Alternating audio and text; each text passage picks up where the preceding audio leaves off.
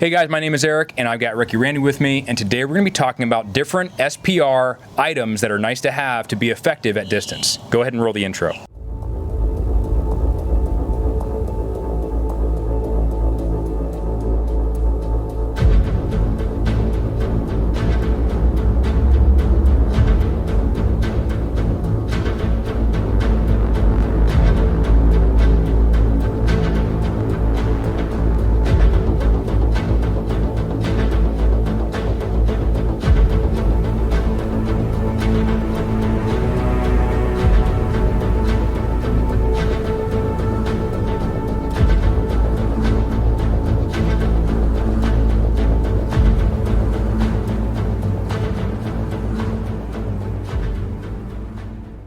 Hey guys, thanks for checking out another HatchetCast episode, and I have a special guest with me today, Ricky Randy. Go check out his YouTube channel. He has a ton of awesome stuff that he talks about on his channel, and if you're really into really nice equipment or good deals on like budget equipment, go check his channel out. He's a newer YouTuber and is already pushing out some really great content, so make sure you go check him out. Also, if you haven't already, a free way to support the channel is to like, subscribe to the channel, and then also share this video with a friend or a family member. YouTube gets, for whatever reason, gives us a good push if you like comment below or if you share the video. So we've been having a lot of trouble trying to get our content out there to more people. So if you share it, that is a great way to, boost the content on the channel for free. Another way to support the channel, you can actually go to Gray Hive, and that is actually where we're going to have all of our based content that we can't post on YouTube will be on Gray Hive. Now, all of our YouTube videos will also go to Gray Hive, and you can watch that stuff for free. But Gray Hive is the gun community's outlet to be able to speak freely, protect your First Amendment right, and we'll have some cool stuff on there, like maybe like how to build things, maybe how to work crew serve stuff. So it's just some really cool content that we're going to push out there for our paid members. If you haven't already, also check out the HatchetCast podcast. It's on YouTube and Spotify, and we have a Patreon account link for that. But all of your guys' help is immense, and one of the biggest ways to help us again is to also come and train with us. We do have a 2-day scope carbine course that we offer. We just did one at Element Training Center. It was fantastic. And we have other curriculum that we have. So come train with us. It's so awesome training with you guys, and it's a great way to support the channel so we can keep doing what we're doing. All right, so that was really long-winded, but Ricky, Randy, welcome. Yes, thank you guys for having me. How long have you been shooting distance? So I just started shooting distance probably about a year and a half ago. Went out, met you guys at JTAC, yeah. And really opened my eyes that there's stuff past 100 yards. And yeah, what a world it's been into. I've been doing nothing but buying it since. Yeah, nice. So, well, that's kind of the stuff that we're going to be talking about today, and also talking about maybe some of the mistakes that you made and I made buying things that I maybe didn't need, or spending too much money on something where there was a more affordable option that did relatively the same thing. So what we're going to start off with is essentially we're just going to talk about ammo. Yes. All right, so as far as ammo, let's talk about what kind of stuff that you have here. Yes, so running into ammo, the initial mistake that I made was I heard that the military used Black Hills 277, yeah, the 262 stuff. So I figured the only thing I can run is that, and that is very expensive. So I jumped into the world of ammo. I've really liked the Nosler stuff, and honestly, if you guys are on a budget, the AAC stuff has been absolutely excellent. The 77 grain Sierra Match Kings have been consistent for me. They're affordable, and it's something that gets you into the game for a lot less. Yeah, I think right now the price on 77 grain OTM is about like 60 cents around, and then like the Sierra Match Kings are like 80 cents around, which is insane because typically for a Sierra Match King projectile bullet, it's going to be running over $1. At least, yeah. And so guys, when we're talking about gas gun stuff, we're specifically talking about, like a 5.56 or 6.5 Grendel or 6.5 Creed. What we're going to be talking about today is specifically 5.56 gas gun systems. So some of the other ammunition that we brought out here, there is a really cool company that we're working with, and we actually have a discount code that I'll link in the description right now. And it's with Black Arc Munitions. Now, Black Arc Munitions, you said that the military is running Mark 262.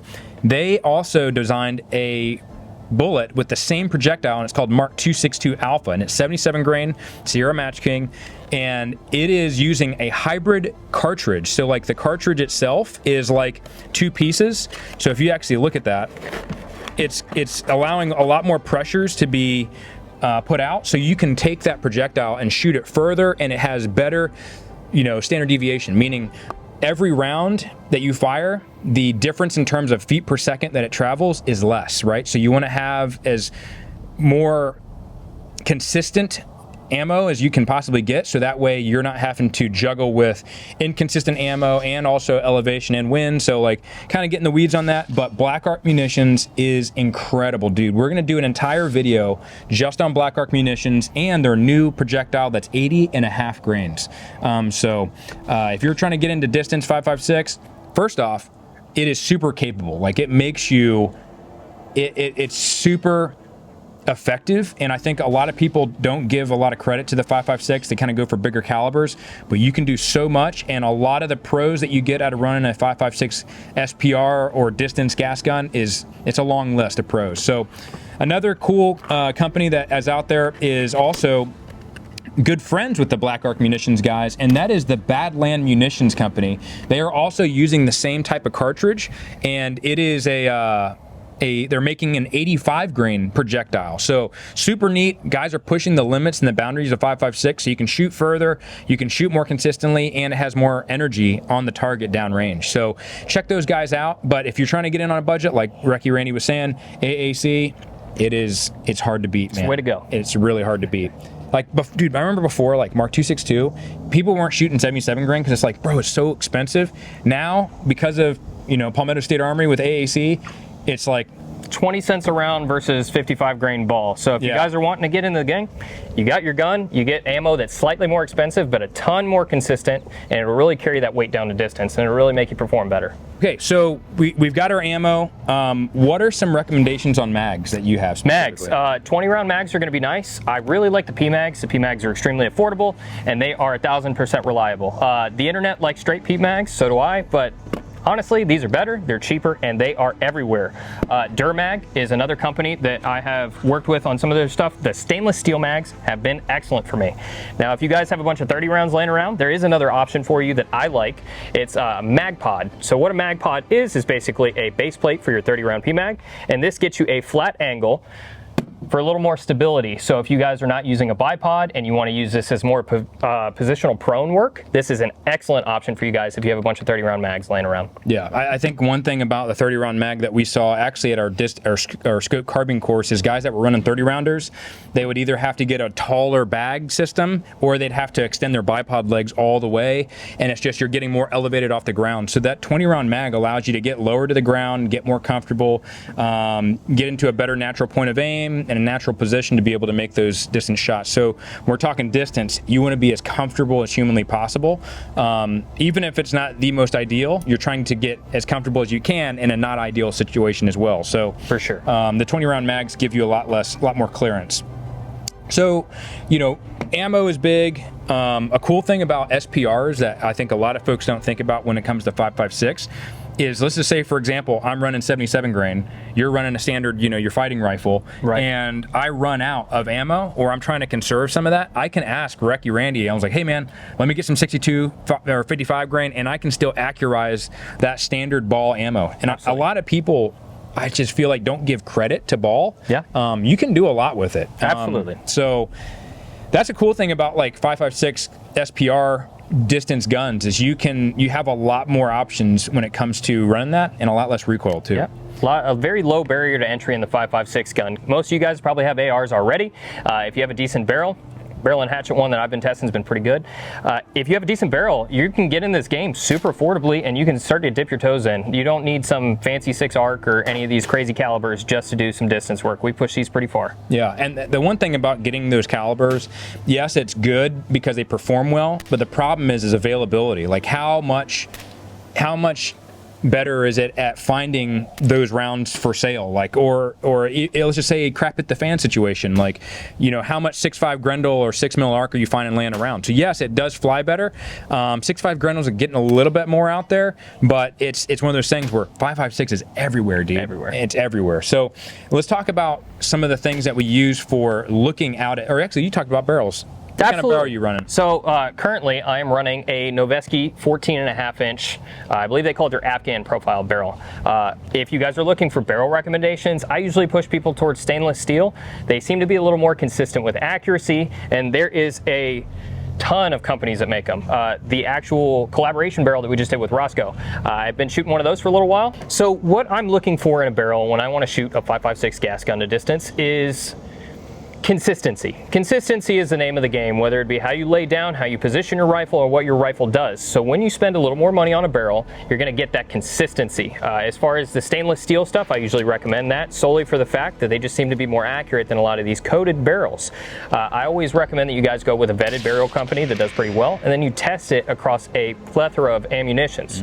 Certain barrels will definitely like certain stuff better. My one gun will shoot completely different than another with the exact same match ammo. So if you guys get a barrel and you're a little disheartened by the accuracy, I would test out what's available and see what you can do with it.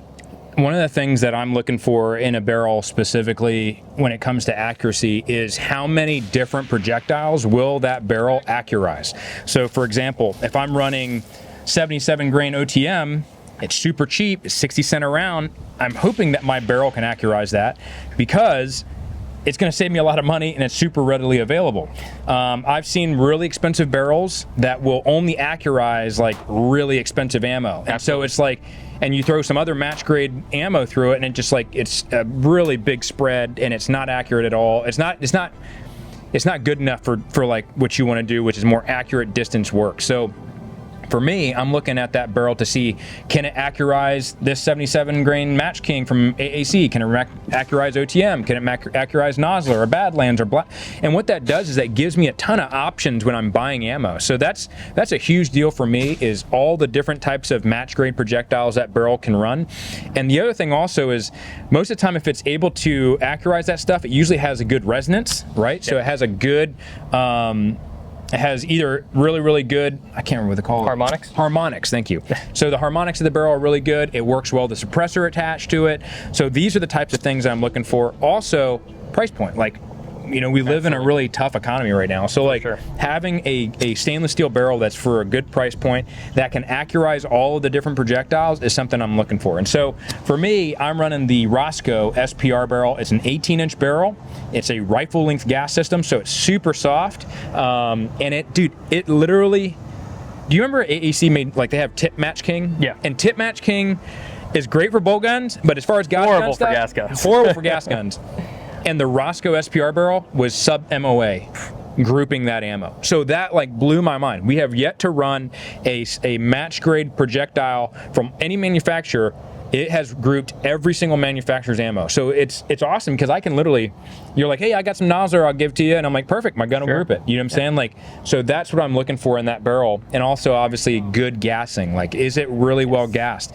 If I'm shooting at a target at distance and that gun is not gassed properly so it recoils more, I go off target, I have to take more time to try and get back on target, get my reticle on target, and then squeeze off another shot. But if it's really well gassed, it's very well tuned, I mean, I can just send them super fast. It's easy to get that reticle to settle back down. I have an acceptable amount of reticle movement, and I just can squeeze that shot off a lot faster. So those are some things that I'm looking for inside of an SPR barrel that are super important to me.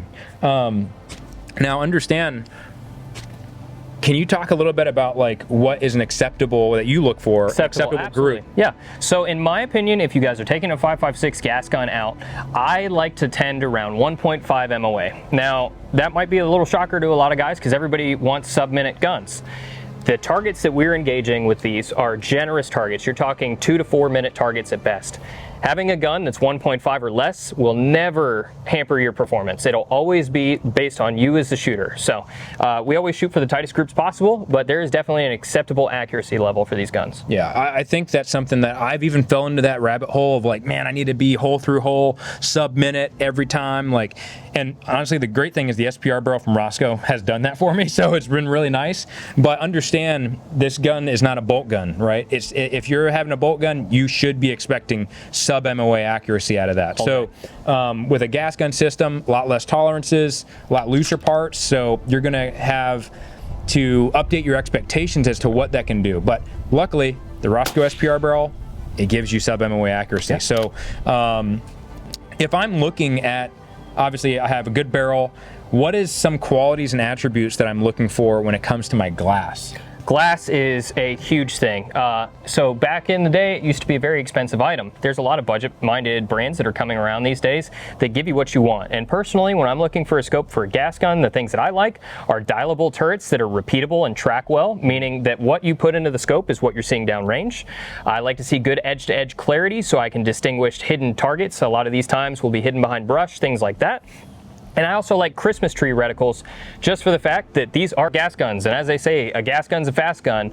Being able to hold varying elevations and wind at the same time is hugely valuable. I've actually seen some Christmas tree reticles though, where they're like either improperly labeled, meaning it's just way too much, way too many wind dots and not enough numbers, you know, so I'm counting hash Some marks. of these are very complicated reticles. So the best thing I can tell you guys is reticle readability is something you want to look into before you spend the pretty penny on a scope that it costs. Case. Honestly, like the scope that I'm running now is the one that the only problem with the scope I'm running is I don't have it on every rifle. That's literally the only problem with it. It is the Trijicon Credo 2-10. Has a great Christmas tree reticle, very simple, but also gives me more information. We actually did an entire video on the Trijicon Credo way back in the day. So if you guys want to watch that video, go check it out on the channel. Just go search for the Trijicon Credo 2-10 and we go very in depth on it. But like, same thing, what you were saying is also the turrets is super important. Huge. Like, that's the other thing is I don't want to have huge turrets. Yeah, you know? Yeah, for sure. So if we can bring up an example here, this has been an excellent scope for me. This is the Leupold Mark V series. This is the 3-18. And the thing I like about this is it weighs 26 ounces. Yeah. So I'm gaining a lot of capability and magnification for something that is about as heavy as an LPVO in a lot of cases. But with your turrets, you're going to hear the dial there. You want that to be repeatable for sure. These are nice crisps. You can do them under speed, and this has been an excellent scope for me. It tracked perfectly well and has done everything I've wanted out of it. So let's go ahead and just jump into this whole optics setup that you have going on. What do you got here? And then talk to us a little bit about like the reasons, the why behind it. Absolutely. So this is the Mark V, as I said. I really like the Mark V solely because of the price point. It's a $2,000 scope. You can find them on deals for $1,500 all day. It's tracked well. It has an excellent reticle. I personally like adjustable parallax. So what the parallax adjustment does on your rifle is kind of puts everything in the same focal plane. So depending on your distance, what you'll notice is you can get a blurry target and a fine reticle, or a blurry reticle and a fine target, and this kind of lines all that up. The package that I have here is in a Leupold mount with a Delta Point Pro on top. You guys are going to see a lot of top mounted red dots as well as offset mounted red dots, because it gives you the capability to run this gun as a normal 5.56 fighting rifle. I like the top dot personally because it lets me track between targets at distance. I can line up a red dot at distance and drop into glass, and I'm right there. The cool thing also I've seen is if you run this under nods or night vision, you can shoot passively with that top dot a lot better than an angled dot. So we talk about that in our night vision course, but you see a lot of guys when they come through our night vision course struggling to, even on their fighting guns or their general purpose rifle, they're struggling to use that 45 because it's just too low. Right. So having that top mounted dot gives you the ability to be able to aim passively. It's been huge. And then the only other thing that I can recommend to you guys on an optics package is a bubble level. You will see that with a ton of shooters these days.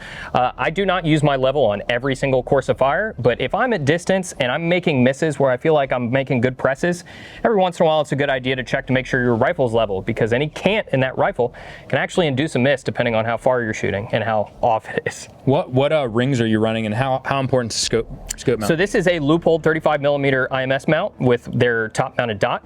What I can say to you guys is a scope mount is not a place to cheap out. You want something that is quality, that will hold up well, that's made out of a solid billet aluminum. 70-75 is the way to go.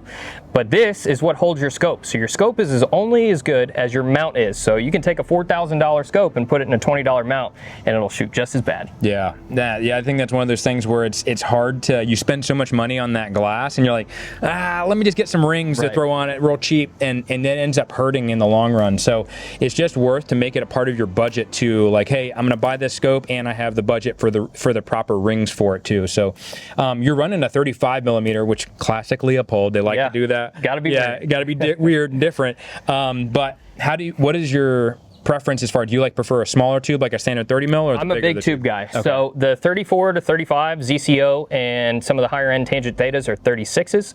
What the larger tube allows you is a bigger erector assembly, so it gives you better light transmission and more dialable elevation. So I like the big tubes. I'm cool with the weight penalty for what I do. Yeah, and then I see on the Leopold Mark V, it has adjustments of 0.1 mils. So yes. Like I've got the NX8 and it's 0.2 mils. So I think understanding when you dial how many, either MOA or mils is that truly for every click. And you've got the 0.1, which is nice. And you also have this, is this a locking turret? Yes, so locking turret's something I look for on a gas gun. As you can see, Leupold does it right. They have a capped windage, because I don't dial windage on gas guns. Yeah. And they have a locking top turret. That means when I'm carrying this rifle around and doing things with it, I don't have to worry about my adjustments getting bumped until I want to. Yeah. Yeah, that's definitely something that's legit. And then also, you're doing distance, you've got the Hunter Concepts scope cap. Yes, Hunter Concepts, if you guys haven't heard of them before, I am a big fan of that company. They make signature reduction devices, as I would call it. So if you guys have seen the light caps before, it's this big giant reflector on the end of your rifle, it covers that up. And they have anti-reflection devices for all your red dots. But having caps on your rifle is important because you invested a lot in this. We want to protect it. So I like the 100 Concepts ones. They're field repairable and they don't break off like all the other caps. Yeah, dude. Oh man, I've got some old school ones. 100 Concepts, don't kill me, Rick. And I know I'm not running your scope cap, but yeah, that's legit. Guys, so I'm running the Trijicon Credo like I talked about earlier. Same exact thing, it's a capped windage and it's got dialable elevation. It's 0.1 mils for every click. It is that 2 to 10 range. They also include a throw knob with it, which is really nice. It does not have a zero, like a locking turret, but it is a zero stop that's inside of it. And what's great about this is this scope is only you can find them for I think MSRP is under $1,000, and you can find them sometimes for $750. So super cheap. It is a 30 mil tube. I do have the American Defense Manufacturing mount, and I have their brand new diving board mount that they come with the, this is the the Delta mount. So if you're gonna get a scope mount, American Defense has that quick detach, super nice. They're a common household name these days. And I'm also running a, this has no dialable or no adjustable parallax. So it's just like an LPVO in that fact, where you have to make sure that your scope is mounted properly for any fixed parallax optics. So you got to make sure that you're doing your due diligence and making sure that you're mounting that equipment properly. Otherwise, it's only going to be as good as the shooter, and in terms of how it was properly set up. What's good though about that is whenever I'm switching targets and I'm transitioning from target to target, because gas gun engagements you want to do pretty quickly, I don't have to worry about parallax. I don't have to worry about setting it to infinity or adjusting it. So we did a review on the 2.5 to 10 primary arms, and it had adjustable parallax. And when I did the Credo video, I originally was like, man, that was my only problem, is it didn't have parallax adjustment. But as I was shooting a lot more, I was like, man, it's kind of nice to not have to worry about that. I just go and send it. For sure. The other thing that's really cool is the reticle in here is super simple, like I said earlier. And I have actually the old Bear Creek style cap, and I just cut a hole in the front of it. So that's my signature reduction. And I do have scrim and burlap that's tied around it, because do try to actually do some stalking and things of that nature, trying to be super sneaky. This is an illuminated turret or a reticle, so you can actually illuminate it for low light stuff. But yeah, it's really nice. Now on the side, I do have, because I have a top mounted laser rangefinder, which I'll talk about here in a second, I do have my dot at a 45, just so that way I have that dot option for a fast engagement. But I usually would prefer to have it up top if I did not have this laser rangefinder on there. So let's talk about, we talked about your barrel and we talked about the different scopes. Right. But how important is a rail?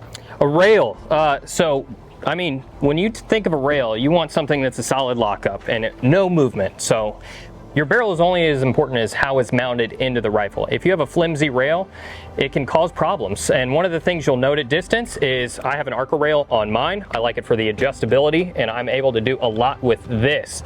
But if you start putting your rifle on barricades in different positions, depending on how much force you can put into it, if you have a subpar quality rail, it can actually cause a deflection and make you miss. Yeah. So a rail is definitely a good investment to get into. Yeah, I think there's also, you have an Arca rail, yes, which Can you talk a little bit what the purpose of the ARCA was? ARCA, absolutely. So ARCA was invented by camera guys back in the day, and then somebody figured out that it's good for rifles. And the nice thing about ARCA is, as you can see, I have a bipod here. Well, with just the flick of a switch, I can put this wherever I want. So if you were shooting off of really small, like rocks or small barricades, barrels, interesting props, it allows you to get that adjustability so you can place your equipment wherever you want. The other benefit to ARCA that I've found is I can mount bags, I can mount this in a tripod, and I can mount like my chronograph on here as well. It just offers a lot more accessories that are precision minded. But the last benefit that I really like about it is it makes my rifle flat. Yeah. So if you guys shoot off of bags and barricades a lot, having a flat bottom of your rifle really helps to keep it from yawing to the sides. How do you, now you've got a bipod mount on there. Can you talk a little bit about that? Yeah, so I like Harris and Atlas. He's running a Harris on his. Mine is personally the Atlas. This is the PSR. I like it because it doesn't have the side-to-side cant, or swivel as they call it. I like it solely because it doesn't have that. So having a normal Atlas, what you'll notice is if you have the ability to pan side to side, it's always going to be off center, and it's just something that I haven't liked. This isn't a really right stuff mount. What I'll tell you guys is this is a very expensive setup. You don't have to copy this setup. A Harris will get you in the game, and they are excellent bipods. I've seen a lot of top competitors use it. Yeah. I would just recommend that you get the Harris with the notched legs. It allows that adjustment to be a little more solid, and you don't have to worry about like the tension knobs. So yeah. Atlas or Harris are usually my go-to recommendations. Yeah, I'm actually running the, like you said, the Harris. Yep. And what's nice about the Harris is I have an American Defense manufacturing mount. Obviously, I'm running the quad from the Lord. All right, that's the Lord's preferred setup. That's right. But I'm using the Knights Armament Mark 12 Mod 1 quad rail. And for what's cool is a trick that I actually learned from another shooter who showed me this, is I actually will take 550 paracord and mount it onto the tripod or the bipod. So when I pull one leg, it usually should do the other one. So like I'll try the other side. All right, so now it deploys. I probably need to adjust this and tighten it up a little bit. It's gotten loose. But what's really cool about that is I have the ability to quick deploy. I can also rake the tripod or the bipod on the ground if I'm getting back up, and it allows me to rake that close so I don't have to physically close one leg at a time. Sure. I run Atlas as well. That's just been my preferred thing, is the speed of how quickly I can deploy it and put it away. And then on the American Defense manufacturing mount, I have it tight enough to do one-handed manipulation, so I can unlock, take it off, put it back on, and lock it in place. So sometimes if I'm shooting a stage or I want to just put that in my bag, I can just quickly and then run that without a bipod if I need to. So that's what I love about the American Defense manufacturing mount. Very, very quick, and all the cool kids are running quad rails, bud. Freaking great and cheese for days. All right, so we've talked about the rail. We've talked about bipods. Now you have a suppressor on yours, and as do I. Well, let's talk about suppressors specifically, and then also that thing that you have over the top. Yeah, for sure. So suppressors, you won't see a lot of gamer guys use them, but what I have found with mine is shooting suppressed. It's just something mental. I can call my hits faster and easier. There's less concussion. And if we're going to be realistic, these rifles are used for more than competition. So having a quieter rifle, in my opinion, is a big deal. Mine personally is the Huxworks Flow 556K. I really like the flow-through style cans. I believe you have one from Griffin as well that's a flow-through. Yeah, it's got like an Eco Boot, or the Eco Boost, I like that solely because it doesn't really speed up anything in your gun. It remains consistent, and this suppressor has been excellent for me. The cover on the end of mine is from a company named ModTac, and it is a carbon fiber cover. The reason I went with this one is it really cuts down on mirage. So what mirage is when you shoot, your suppressor is going to get hot, obviously, and you're going to see heat waves coming off your suppressor, and you'll see that through your scope. It can actually distort what you're seeing at distance, and it gets very difficult to make those hits after these heat up. I mean, it's almost like on a blacktop pavement at your neighborhood. You look at it and everything's all wavy, and it's kind of hard to like distinguish what that is. So imagine trying to shoot a distance target and you've got that wavy heat wave going on. Yeah, for sure. So that has cut down on it almost to the point to where it's a non-issue. And the other secondary benefit is if you guys shoot a lot, this will keep you from burning a hole in your pants. I have a nice $300 pair of Cries that has a giant hole in the thigh because of that. So, nice. Small investment to protect the rest of your stuff. Yeah, we actually did a video on the HuxWorks can as well, so you guys can go check out that HuxWorks video. Great can, no, very low, like the bolt speed actually does not increase when you have a HuxWorks can on there.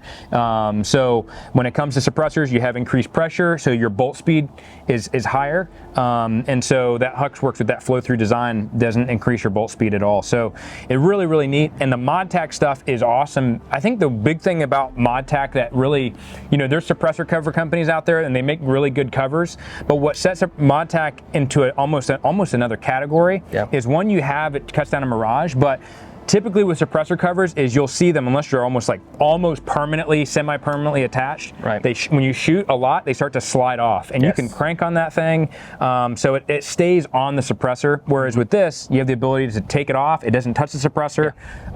So obviously with any suppressor cover, is you start dumping tons of rounds through it, one, your suppressor's gonna get flipping hot, and two, your suppressor cover's probably gonna melt or burn, right? So like, it doesn't matter what cover you use, if you abuse it and you just start ripping rounds through it full auto, you're probably going to have that. Now you can do it for short term, but let's understand that. These are not machine gun covers. I mean, you can use stuff like that, but whatever is going to happen, you're talking about 1,000+ degree suppressor. It's going to get hot.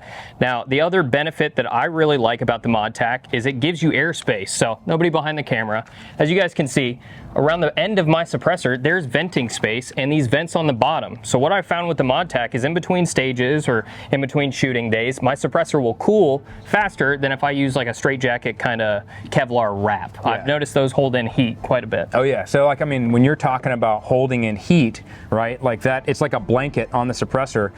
It takes longer for that suppressor to cool down, and two, as long as that suppressor's hot, that heat's also going through your barrel, it's heating up your chamber, it's heating up those rounds, and it's changing the consistency of your engagement. So like, you'll see a lot of guys, even in competition, if they're shooting suppressor, even unsuppressed, they'll unload and they'll make sure that round is out of the chamber as fast as possible, so that way they're not having changes in their consistency. So yeah, I'm running a ModTac on the 11.5 Griffin Mark II CQB, and dude, the ModTac guys have been super nice. Like, that's another thing, is like, companies that have like just good people that are kind and respectful, that is something else that I look for, that I want to brag about ModTac and saying, yeah, for sure, they were super, super legit, like very, very nice people. So as far as the suppressor I'm running the Griffin Armament PSR5. We're going to be doing a full length video on this here soon.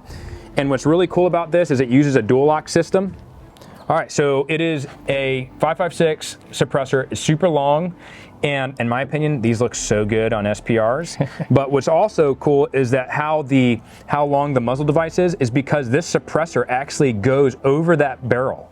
So you get some of that barrel that is now inside the suppressor, and so it takes up a little bit more of that room, so it's not super long. And it's super quiet. It has the venting on the front, just like their Dual Lock 7 and some of their other cans, and it's super nice, dude. Like, actually, we had, when I was running the Black Arc munitions and we were doing a test, it actually increased the velocity and it lowered the SDs, or the standard deviation. So it was more consistent shooting with the can on than it was off, which is not normal. So the other thing also, real quickly, if I'm looking at cans, is I'm looking also at, when I take the suppressor off, or if let's just say I zero with the suppressor on, I take the suppressor off, and then I put it back on and re-zero, it should have no shift. That's what I'm looking for. I'm looking for almost no shift in my zero. What a lot of folks think that the suppressor shift is going to be, or your POI shift with suppressors, is when they say, okay, I'm shooting with the suppressor off and I'm shooting with the suppressor on and I see a shift. Obviously, there's going to be a shift, and most of the time it'll be low. But when you're looking for in POI shift, is you're looking for, does it change my zero when I take the suppressor on and off and put it back on, right? I take it off, put it back on, has it changed my zero? No, right? So that is what you're looking for with a good suppressor and the POI shift, just so we can kind of clarify. Yeah, for sure. So you're running, obviously we got our upper lower receiver, we can hit on that real quick, but I want to talk specifically real quick after that about your stock setup. Yeah, so uppers and lowers, dealer's choice. I personally like the certain billet uppers. They make some semi-monolithic ones, get you a little more consistency. This one is from Voltor. It is a slightly beefed up upper, and I have noticed a little more consistently tight groups out of a upper like this versus like a mil spec, but not as big of a deal.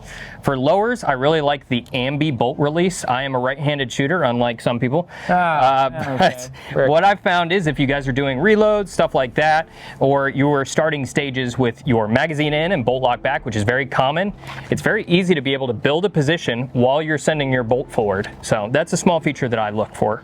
Triggers, personal preference. I like two-stage triggers, so I find that the consistency that it offers me makes me, as the shooter, a little better. Yeah. So this one's from Knight's Armament. I like Keisley as well. There are tons of trigger companies out there. Hard flex, bud. Freaking super Gucci. Oh, wait, let me get something in there for you. Yeah, that's a sand cutter. No, gosh, no big deal. Okay, so if you guys are looking at my stock and thinking, man, that doesn't look like a normal Magpul stock, it is because it is not.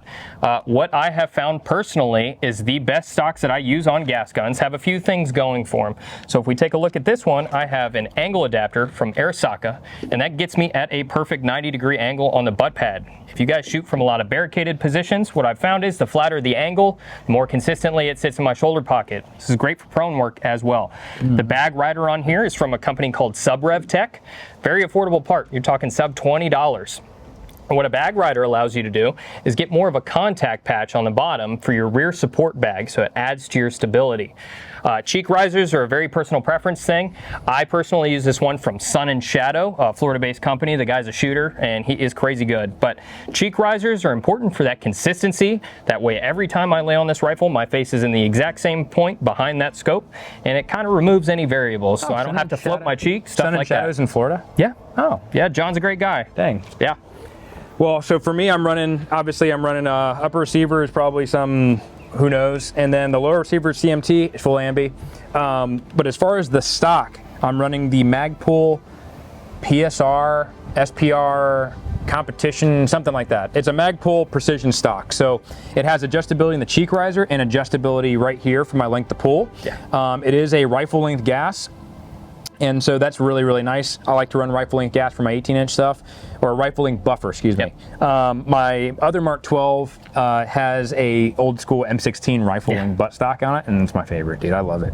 But it does have QDs on both sides, which is really convenient.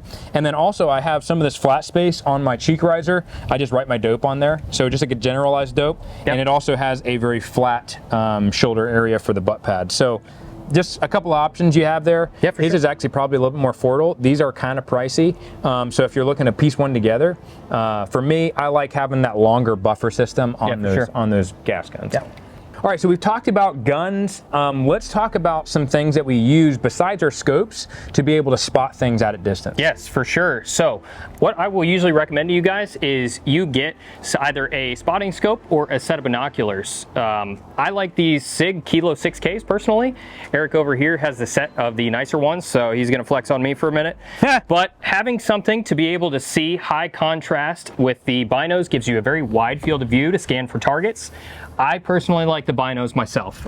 Spotting scopes definitely have their application, but I like these a lot for what we do. Yeah, I mean, to be honest, like what's nice about binos in comparison to spotting scopes is you can set it on a tripod and I can still look. I have two eyes and my rangefinders in my spotting glass as well. So I use this for spotting, I use this for ranging, it's all in one. Yes. I have the SIG Kilo 10s, and this is actually was given to us by Big Tech's Ordnance. We do have a discount code for them in the description. Go check them out. Use that code to save some money.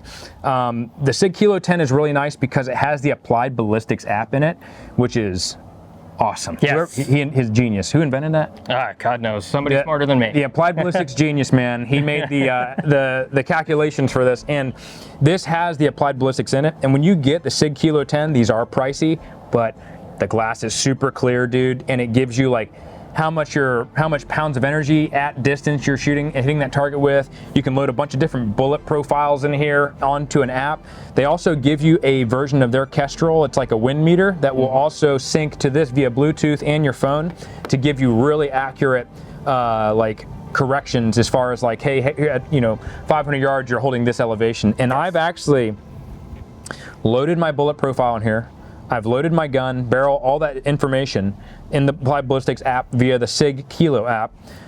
I dialed it, like if it told me at 500, this is what you're gonna dial, I dialed it to the 10th and it was like to the 10th accurate, dude. Like it is so accurate and such a good program, this is a really good set of binos. They're pricey, but you definitely get what you pay for. It is fantastic. They have, you know, like your same type slightly more affordable option. The only difference between these two is this has AB Ultralight, which only goes out to 500 yards. Now, speaking of applied ballistics, that is a program that is available on its own. If you have your phone, you can go to the App Store of whatever you choose, buy Applied Ballistics, and get the information to add on there. It is a very affordable purchase for something that is going to make hits at distance a ton easier. And the better information you put in, the better information you get out. It is a game changer when it comes to making first round impacts. Now, another laser rangefinder that I have is obviously the Vortex one that is on the rifle itself, and this is the Vortex Impact. So the Vortex Impact 4000 is a really affordable laser rangefinder. In the past, I think, what was the Wilcox one like? So you're looking at $10,000 to $12,000. I believe Envision or another company like that has one that's $17,000. So for those of you in a separate tax bracket, definitely an option. But the Vortex one, it's for all of us. Yes, the rest of us. The rest of us. And this was actually given to us and sent out to us by Optics Planet. So Optics Planet did send us this Vortex. We are going to be doing a full-length video on this specifically. But what's cool about this is if I don't want to run binos, I can go lay down, I can find the target in my scope, I can look up, range it with my rangefinder. It will give me my distance, which allows me to figure out what I need to dial or hold. And sometimes you can actually program this to give you the mill hold. So you can load your rifle profile into this, you can range it and just look up and go back into your scope and make the shot. So like we had some guys that we sponsored in the Tactical Gun Sniper Challenge, and he said that the guys that really were set apart that kind of took the top winnings were dudes that were running these mounted rangefinders on the rifles because they didn't have to pull up binos or spotting glass. Absolutely. And so they're a lot faster. So something to think about. This is, I think, like $1,900. You said you even found some on sale. Yeah, if you find sales from time to time, you're talking well below $2,000. And for an all-in-one solution, if you guys have no supporting equipment and just your rifle, that's probably the best option. Yeah, it's kind of a game changer. Yeah, for sure. So for those of you that are balling on even more of a budget, this is something that I picked up to keep in every one of my chest rigs. These are like $12. This is from Black Hills Designs. This is called a Ranger card. Now what this is a little piece that has a sliding scale on it. It gives you common objects, so people, doors, SUVs, semi-trucks, and this allows you to, with this fixed distance, you put this in your mouth and you look at it, and it gives you a sliding scale of approximate range.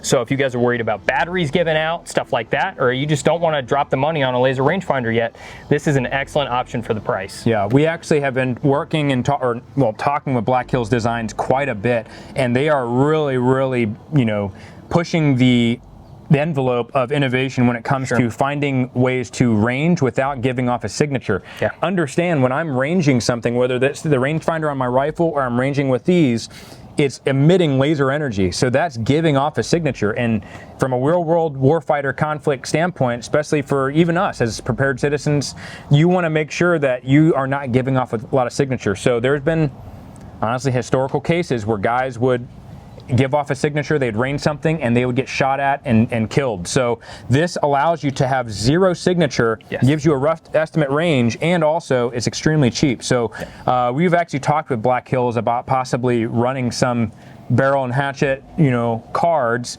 but guys, go support Black Hills. They are doing some awesome things, and it's for a good price. So yeah, for sure. You get this. You have the rangefinder and it's collecting all this data, but what other data things do you need to be able to make sure that whenever I'm putting stuff inside the Applied Ballistics app, it's going to give me what I need? Yeah, so you bought your Applied Ballistics app. There's a few things that are going to come straight out of the box. So if you look on the back of a box of ammunition, it's going to give you the ballistic coefficient. That's going to be a G1 or G7. But basically, that is how well the bullet flies through the air. You take that, you plug it into your app, and then what you want to do is you want to get a velocity. Now there's a few ways to do it depending on your price range. If you go and true an estimated velocity, you can pull stuff offline. Personally, what I like is the chronograph option. This gives you exact numbers and measurements of your ammo out of your gun at your elevation.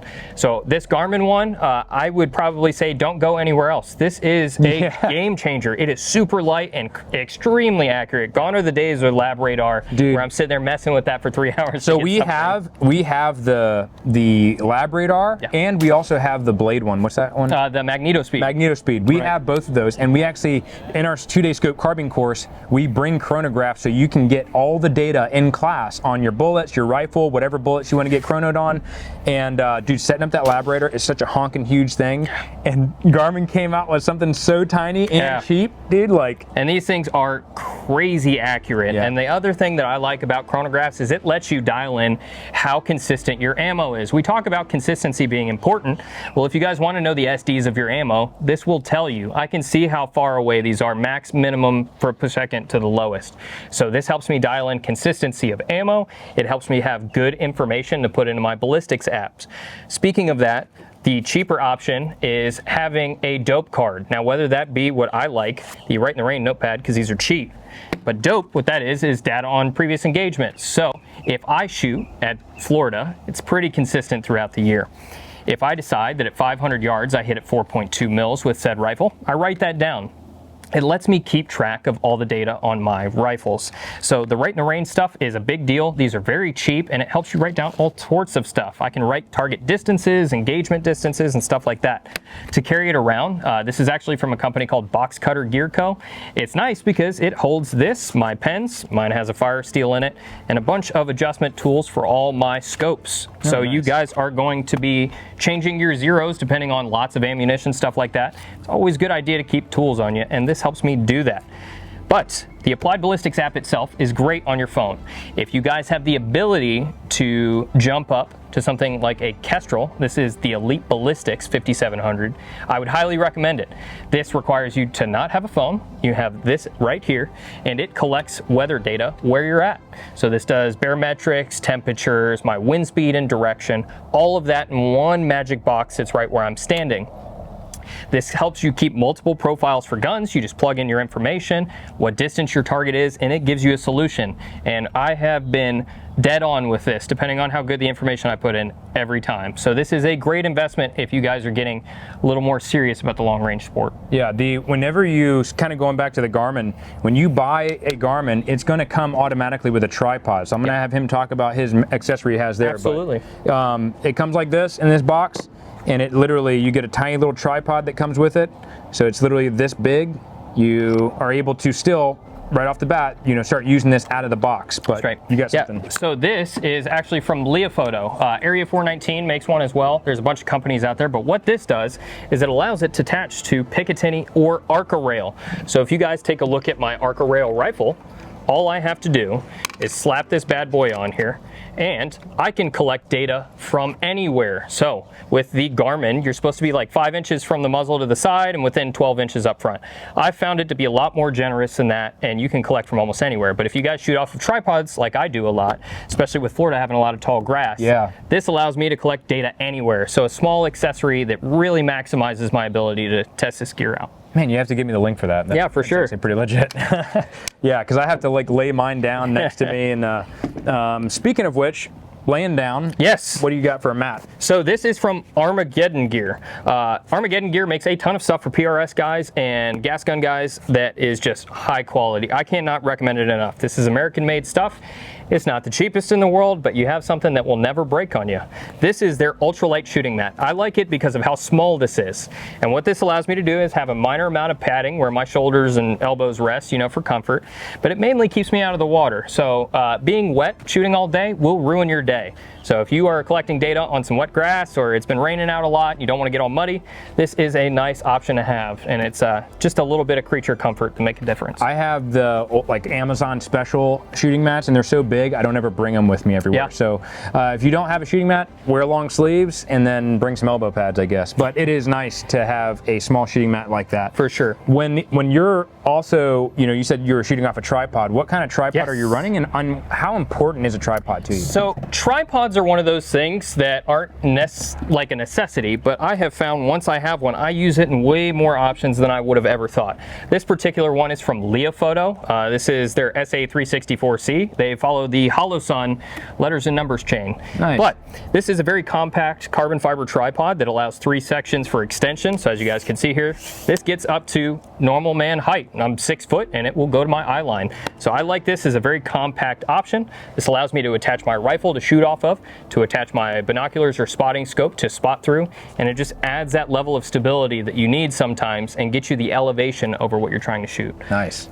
Yeah, I'm actually running, this was given to us by 2 Vets. Yes. So 2 Vets Tripod, they're an amazing company. They actually sponsored the gas gun match that we did. So we do a 5.56 gas gun match. We're actually talking about doing this year, possibly at Element Training Center. We gave away tons of stuff. Griffin Arment gave away a suppressor. 2 Vets gave away a tripod. Like it was a lot of fun. But they have, this is the 2 Vets tripods, the V2, the no name, and it has a ball mount. So I'm also looking for a really good ball mount. And then we have the Area 419 plate. And the reason why I like plates is actually when I was in Element, we went on a hunting trip and the other guys had rifle mounted tripods and they were carrying their tripod connected to their rifle and just lugging it everywhere. I would literally just carry the super lightweight bag. And so like there's one of these bags and then that other bag right there. This one is from Weibo, Weebad, but it's literally like fluff. Like it's so light. You set this on there, and I just rested my rifle on this. I can set this on here, put my binos on here and rest it. So it just, obviously I can use that tripod to be able to mount different options, but it just gives me more options. So, you know, if we're putting a bag on our tripod, like on that flat table, let's talk about bags real quick. Yeah, let's talk about bags. So bags are a very important thing depending on what you want to do. What I will recommend is if you guys want to compete at all, or if you want to go out there and have just a lot more stability and consistency, a small bag like this from Armageddon Gear, this is their pint-sized game changer, can do a lot for you. This can be a barricade bag, it can be a rear support bag for when you're shooting prone and groups, but this gives you a lot of versatility, whether it be off the tripod or chain link fences or stuff that's very hard to shoot off of. This just makes it a lot easier for you. Now mine has the heavy fill in it, which is like a sand, so I wouldn't recommend carrying around something like that. But luckily we have a lot of options here that kind of do different things. Yeah, I have this one also from Armageddon Gear. It's like almost like a yoga pants type material, so it's super stretchy. It has this little arm strap, so I can put this over the rifle handguard. I can carry it like this. Very, very nice and very pliable. It's got like a bean fill in it. And I've got the bigger Area 419 bag here from Armageddon Gear, and it's a same thing that Randy has, just a larger surface area, but it is heavy. And then I also have the Weibad super light, it's literally like super light bag, and it's just also has these arm straps. So if I'm shooting and let's just say I have my rifle resting on a car door and I'm sitting in the passenger seat and I want to be able to fill this space right here, so I have my butt stock, this allows me to fill that space. But understand, guys, like bags are a point of contention on the internet. Like you can get super into them. They're great for competition. It's not a necessity though. Like it's just a nicety. I've seen guys in the real world use like rucksacks and take their MREs out, and they'll use MREs or take a bundle of like extra clothes and throw that into like a dry bag, and they'll use that. So if you're going to be sitting in a position for a long period of time, having something that you can use as a rear bag is nice. And I mean, you can go to Michael's and get like the styrofoam stuff and you build it out of a sock. So I've seen guys who make their own sock bags too. So you don't have to go super expensive. You can think outside the box. So what are some final words that you have as advice for people who are getting into distance carbine? So if you guys are getting into distance carbine, the only thing that I've seen is people limit themselves with their equipment and don't want to shoot.